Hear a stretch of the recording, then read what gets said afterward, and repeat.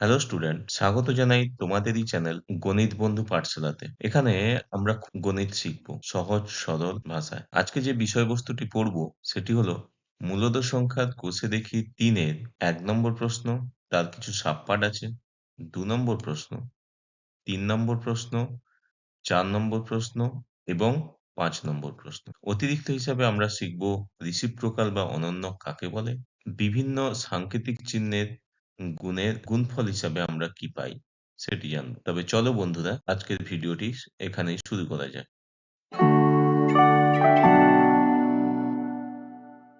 বসে দেখি 3-তে প্রথম যেটি কোশ্চেন আছে সেটি হলো নিচের সমীকরণগুলির সমাধান করি ও বীজ P by Q Q not equals to 0 যেখানে পি কিউ পূর্ণ সংখ্যা আকারে প্রকাশ করি। তো একের দাগের প্রথম কোশ্চেন যেটি আছে সেটি হলো 7x ইকুয়ালস টু 14। তাহলে 7x ইকুয়ালস টু 14 এটিকে যদি মূলদ সংখ্যায় রূপান্তর করতে চাই তাহলে x এর মানটি বার করতে হবে।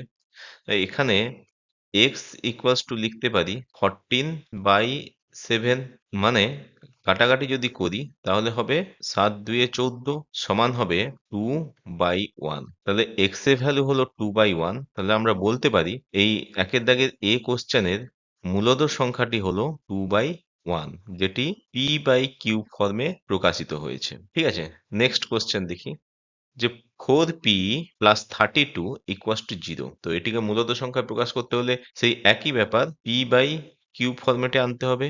তাহলে এখানে যে p আছে সেই p এর মানটি বার করতে হলে কি করব, 4p ইকুয়াস টু লিখতে পারি -32। যেহেতু 32 সমান চিহ্নের ডান দিকে আছে, প্লাস আছে, এটি যখন সমান চিহ্নের বাম দিকে আসবে এটি -32 হবে। এক্ষেত্রে অঙ্কের ক্ষেত্রে এইভাবে স্থান পরিবর্তন করা যায় না।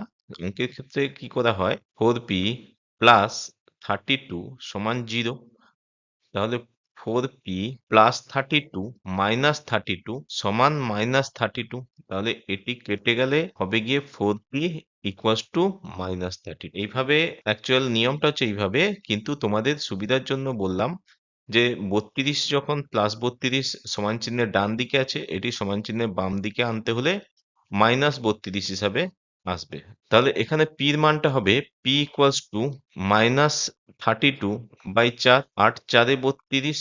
তাহলে p বাই কিউ ফর্মে প্রকাশ করলে হবে -8/1। এটি p বাই কিউ ফর্মে প্রকাশ করতে পারি। তাহলে কোশ্চেন বির মূলদ সংখ্যাটি হলো -8/1। চলো নেক্সট কোশ্চেন দেখা যাক। নেক্সট কোশ্চেন যেটি আছে 11x ইকুয়ালস টু 0। তাহলে 11x ইকুয়ালস টু 0 এটি মূলদ সংখ্যা বার করতে হলে p বাই কিউ ফর্মে x এর মানটি যদি বার করি তাহলে x ইকুয়ালস টু হবে 0/11। x এর অ্যান্সার হচ্ছে গিয়ে 0, কিন্তু যখন p বাই কিউ ফর্মে প্রকাশ করব তখন হবে 0/11, অর্থাৎ p এর মান ইকুয়ালস টু 0, কিউর মান ইকুয়ালস টু 11। তাহলে আমরা আগের স্লাইডে পড়েছি, ওপরের ডেসক্রিপশন বক্সে যে লিঙ্কটি দেওয়া আছে সেই লিঙ্কটি দেখলে বুঝতে পারবে আগের ভিডিওতে শূন্য যে একটি মূলদ সংখ্যা সেটি আমরা জেনেছি। তো এক্ষেত্রে অ্যান্সারটি 0 আসছে, তাই p বাই কিউ ফর্মে এখানে মূলদ সংখ্যা হবে 0/11। চলো নেক্সট কোশ্চেন কি আছে, 5m equals -3 5m -3 equals to 0। তাহলে এটি সমাধান করলে যেটি পাবো, 5m ইকুয়ালস টু +3, যখন -3টা সমান চিহ্নের ডান দিকে আসবে তখন সেটি প্লাস আকারে আসবে, যেহেতু মাইনাস আকারে বাম দিকে ছিল। তাহলে m এর মানটা হবে 3/5। m এর মানটা যেহেতু 3/5 হচ্ছে, তাহলে p বাই কিউ ফর্মে হচ্ছে 3/5, যেখানে p এর মান হলো 3 এবং q এর মান হলো 5। তাহলে এখানটায় মূলদ সংখ্যা যেটি পেলাম সেটি হলো 3/5। নেক্সট কোশ্চেনে যেটি আছে 9y প্লাস 18 সমান 0। তাহলে এটি সমাধান করলে পাবো একইভাবে 9y ইকুয়ালস টু -8। আবার একই কথা বলি, সমান চিহ্নের ডান দিকে 18 তে আনতে হলে এটি -18 হবে, কারণ সমান চিহ্নের বাম দিকে এটি +18 আছে। তাহলে y ইকুয়ালস টু -18/9, 9 ইন্টু 2 সমান 18। তাহলে y এর মানটা পাবো -2, অর্থাৎ p বাই কিউ ফর্মে হবে -2/1, যেটি একটি মূলদ সংখ্যা।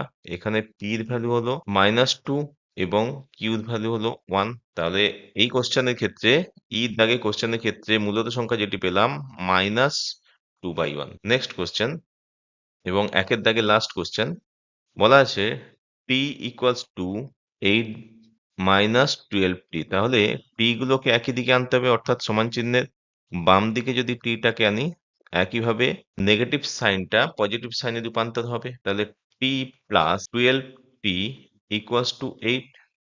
তাহলে 13t ইকুয়ালস টু 8।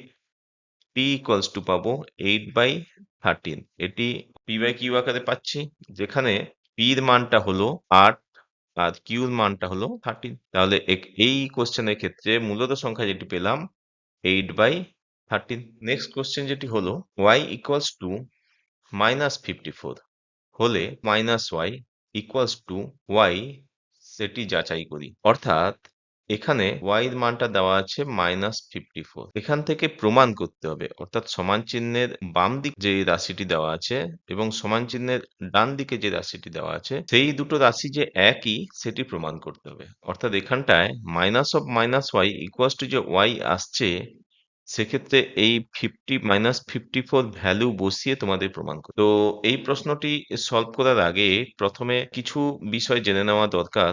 সেটি হলো যে চিহ্নের যখন গুণ হবে, অর্থাৎ চিহ্ন সাধারণত দুই ধরনের হয়, একটি হচ্ছে পজিটিভ সিম্বল আর একটি হচ্ছে নেগেটিভ সিম্বল। এই পজিটিভ সিম্বলের সংখ্যার সঙ্গে নেগেটিভ সিম্বলের সংখ্যা, বা পজিটিভ সিম্বলের সংখ্যার সঙ্গে পজিটিভ সিম্বলের সংখ্যা, বা নেগেটিভ সিম্বলের সংখ্যার সঙ্গে নেগেটিভ সিম্বলের সংখ্যা গুণ করলে কোন ধরনের সিম্বল আসে সেটি আগে জানতে হবে। চলো, যদি পজিটিভ সিম্বলের সঙ্গে পজিটিভ সিম্বল গুণ হয় তাহলে সংখ্যাটি পজিটিভ হবে। এবার যদি পজিটিভ সিম্বলের সাথে নেগেটিভ সিম্বল গুণ হয় সংখ্যাটি কিন্তু নেগেটিভ হবে। আবার যদি নেগেটিভ সিম্বলের সাথে পজিটিভ গুণ হয় তাহলে সংখ্যাটি নেগেটিভ হবে। আবার নেগেটিভ সিম্বল সংখ্যার সঙ্গে যদি নেগেটিভ সিম্বল সংখ্যা গুণ হয় তাহলে সংখ্যাটি কিন্তু পজিটিভ হবে। ঠিক আছে, এবার এই অঙ্কের ক্ষেত্রে দেখে নেওয়া যাক কিভাবে উত্তরটি আমরা যাচাই করতে পারি। আচ্ছা, এখানে y এর ভ্যালু 54 দেওয়া আছে। তাহলে প্রথমে এটি হচ্ছে লেফট হ্যান্ড সাইড বা বাম দিকের অংশ সমান চিহ্নের, আর এটি হচ্ছে রাইট হ্যান্ড সাইড বা সমান চিহ্নের ডান দিকের অংশ। তাহলে লেফট হ্যান্ড সাইড ধরে রাইট হ্যান্ড সাইড প্রমাণ করি। প্রথমে যদি বলি লেফট হ্যান্ড সাইড, তাহলে লেফট হ্যান্ড সাইডে যেটি আছে সেটি হলো -y।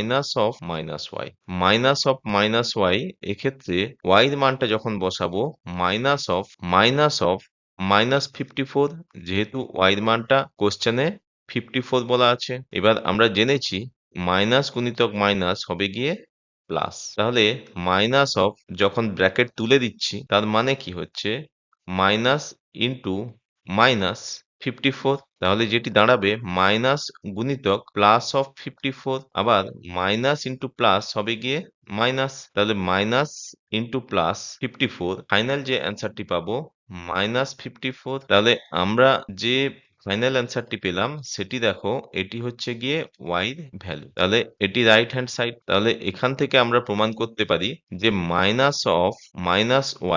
সমান y। প্রুফ।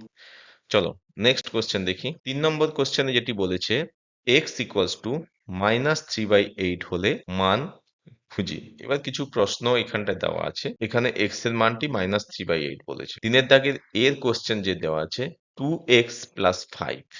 এখানে x এর মানটা -3/8 দেওয়া আছে, এখানে 2x প্লাস 5। এই 2x কথাটির মানে হলো 2 গুণিতক x প্লাস 5। তাহলে x এর মান তো অলরেডি দেওয়া আছে 2, তাহলে 2 ইন্টু -3/8 প্লাস 5 হবে গিয়ে 2 4 এ 8, তাহলে -3/4 প্লাস 5। তাহলে -3/4 প্লাস 5 মানে এইভাবে লিখতে পারি -3/4 প্লাস 5/1। নিচটা যদি লসাগু হয় তাহলে হবে 4, উপরটায় হবে -3 ইন্টু 1, যেহেতু 4 একে 4, প্লাস হবে 5 ইন্টু 4, 1 4 এ 4। তাহলে যেটি আমরা পাবো -3 প্লাস 20/4, ফাইনাল অ্যান্সার যেটি হবে সেটি হবে 17/4। অর্থাৎ এখানে উত্তর হবে 4 হোল 1/4। এবার দেখা যাক কোশ্চেন নাম্বার 3 এর বি। বলেছে x প্লাস 38 এর মানটি বার করতে হবে। x প্লাস 38, অ্যাকচুয়াল কোশ্চেনটা একটু ভুল টাইপ করা হয়েছে, x প্লাস 3/8 হবে।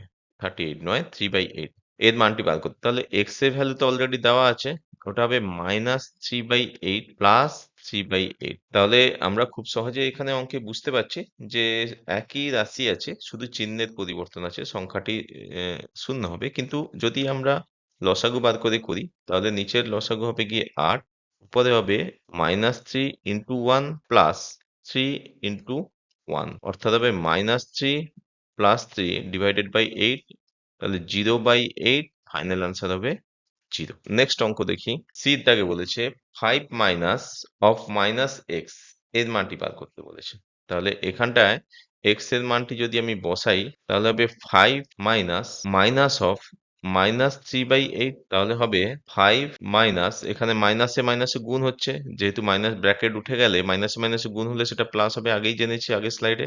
তাহলে এটা হবে প্লাস 3/8। এবার আবার বন্ধনী যখন তুলবো মাইনাস প্লাস হবে গিয়ে মাইনাস, তাহলে 5 মাইনাস অফ 3/8, তাহলে এখানে 5-এর নিচে 1 লিখতে পারি, তাহলে লসাগু করলে হবে 8, তাহলে 5 ইন্টু 8 মাইনাস 3, তাহলে 8×5 40 মাইনাস 3/8, তাহলে ফাইনাল আনসার যেটি পাবো 37/8 সমান লিখতে পারি 4 হোল 5/8, এটি ফাইনাল আনসার হবে। Next question number 4। এখানে বেশ কিছু শূন্যস্থান দেওয়া আছে, সেই শূন্যস্থানে সঠিক সংখ্যাটি বের করে সমীকরণটিকে সম্পূর্ণ করতে হবে। তো চলো নিচের ফাঁকা ঘরে উপযুক্ত সংখ্যা লিখি। তাহলে প্রথম কোশ্চেন আসছে 9/11 প্লাস ব্ল্যাঙ্ক ইকুয়ালস টু 0।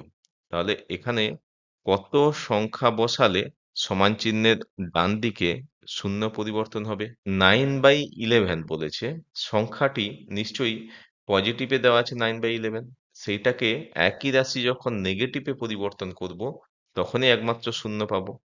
অর্থাৎ এখানটায় যে 9/11 দেওয়া আছে, 9/11 প্লাস অফ -9/11, তাহলেই আমরা পাবো গিয়ে 9/11 মাইনাস অফ 9/11 ইকুয়ালস টু 0।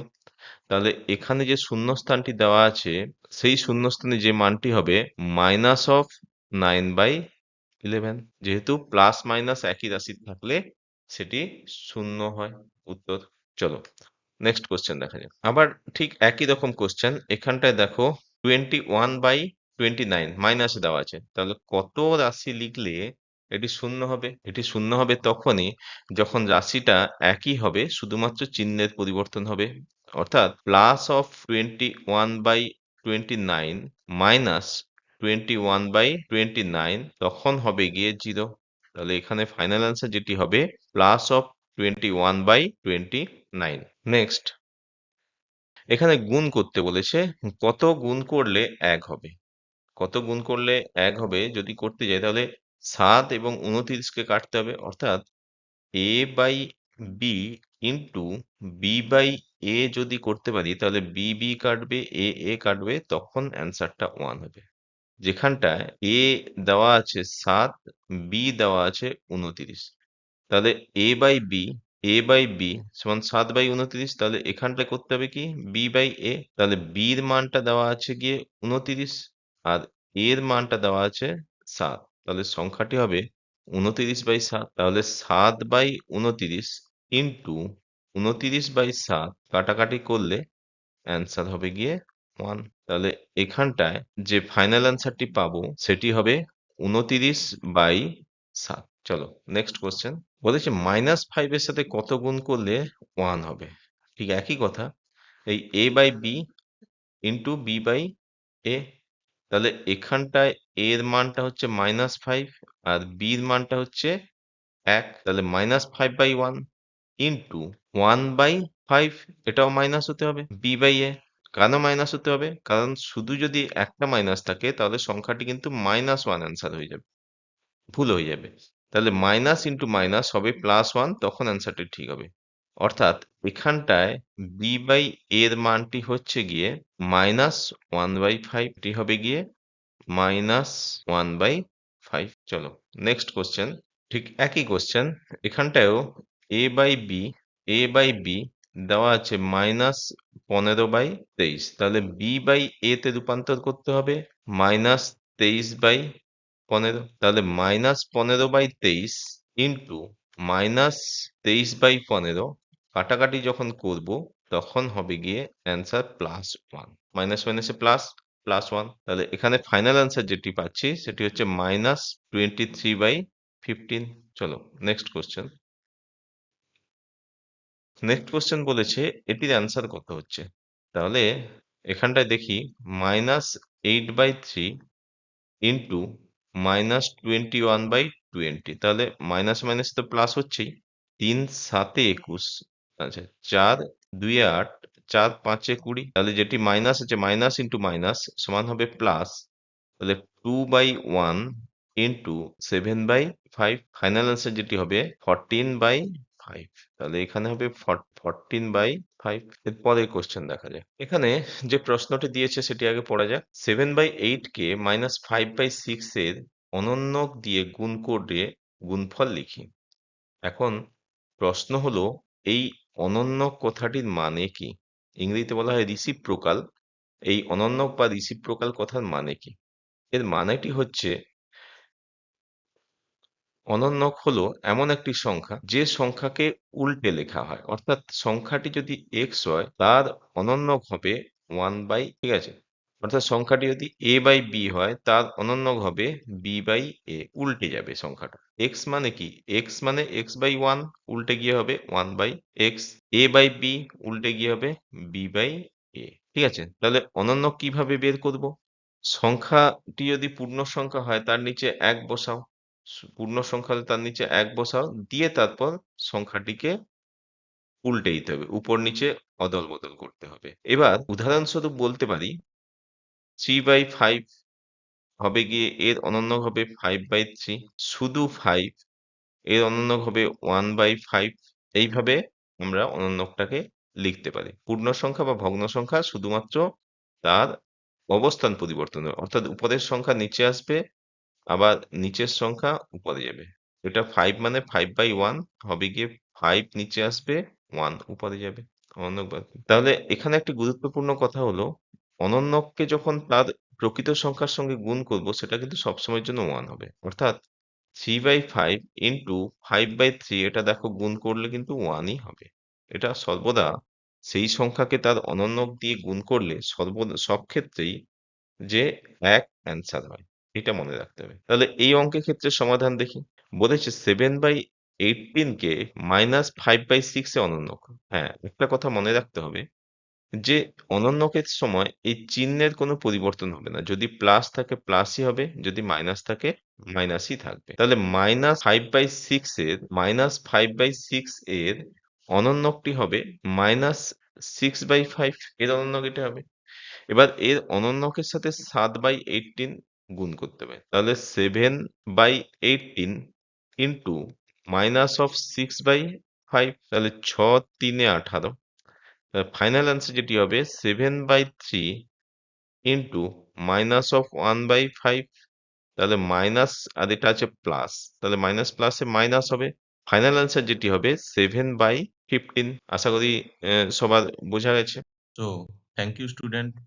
যদি ভিডিওটি ভালো লেগে থাকে অবশ্যই লাইক করো, বন্ধুদের মধ্যে শেয়ার করো এবং চ্যানেলটিকে সাবস্ক্রাইব করে রাখো পরবর্তী ভিডিওগুলি পাওয়ার জন্য।